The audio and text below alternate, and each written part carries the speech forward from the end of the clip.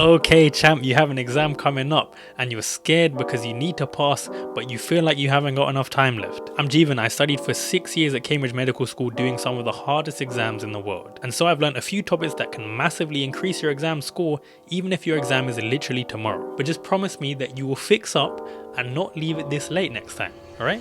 Alright, first things first, I'm going to be real with you. An exam is a performance, like you're at the Olympics stepping up to do your gymnastics routine. Some of the best athletes, even if they can do their routine blindfolded in the training room, they can still flop on the day. I've seen it happen to a lot of good students and it's happened to me too. Doing well on the exams is not just about knowing the information, it's also about having the right mentality that can mean that you can perform your best on the day. Exams are at least half mindset, so if you're sitting here thinking that you're gonna fail and you don't know anything, that prophecy will come true, but the same is true for the opposite. So how do you build a winning mentality that can mean that you can perform best on the day? There are 3 things. The first thing is to realize that there's actually much less than you think there is to do. There's a natural law of the universe called the Pito Principle, which means that the minority of inputs are responsible for a majority of the outputs. But it basically means the 80-20 rule. So it's literally a law of the universe that if you know 20% of the content perfectly, you can get about 80% of the marks in the exam. Yes, it is mad, but it's legit. I know that you haven't got enough time to study everything perfectly that you'd want to have done for the exam. But to pass or to get what you want, you don't need to. So don't get scared and accept defeat before you've tried. The mountain you need to climb is actually much smaller than you think. The next thing is to not revise on exam day. I've done this for pretty much every exam that I've ever done. There will be stuff, even if you've revised perfectly, there will be some stuff that you don't know. And so if you're on the way to the exam looking at questions and you just so happen to randomly come across the one thing that you don't know, you can psych yourself out very easily. People see one question that they don't know and then they feel like they don't know anything, and then they get into a spiral and get performance anxiety on the day. So just relax, plan to finish your revision the night before. Everything that you need to know is in your head already.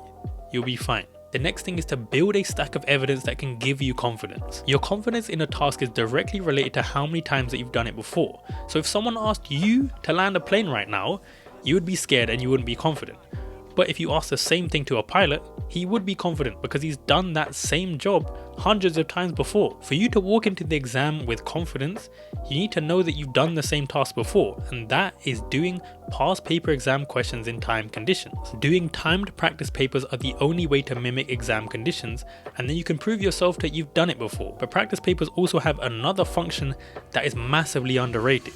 So the next concept is to use past papers as a diagnostic tool. They're the most efficient way to study because they tell you what you're already good at and where your weaknesses are. When you get a question right, you feel confident in your ability that you know that thing.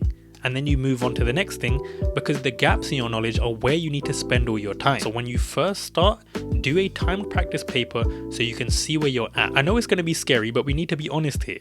Your exam does not care about how you feel. It just cares about what you put down on the day. You might be better or you might be worse than you thought. But either way, at least you know how far you need to go to get to your target point. And in terms of your target point, set a confidence buffer. So if you need 60% in the exam, practice to get 70 or 80%. As I said, exams are performances and conditions can be completely unpredictable. But if you build in a confidence buffer and you get 20% more in the practice papers, even if it's the worst exam in the world, you'll be fine. And the last concept is to make sure that every single thing that you do is high return on investment. So only high yield study techniques and only high yield topics. So obviously no highlighting and no rereading notes. Even though that's the thing that you're going to want to do the most because you're so scared about this exam, those are the things that you can spend a lot of time on but it never actually help you in the exam. So substitute these for flashcards and past paper questions. Active recall exclusively. Whenever you recall a piece of information, it strengthens the neural connections in your brain, which means that it's easier to find that piece of information again, because that's exactly what you're going to need in the exam. And when you do these past paper questions, you can see all of the topics that keep coming up. The Pareto Principle still exists.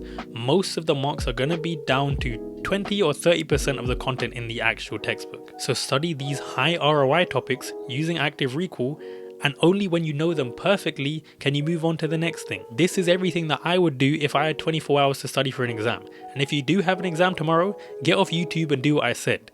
But if you do have a bit more time and you want to study more effectively, then watch this video where I share 3 of my secrets that I use to cut my study time and improve my grades at the same time.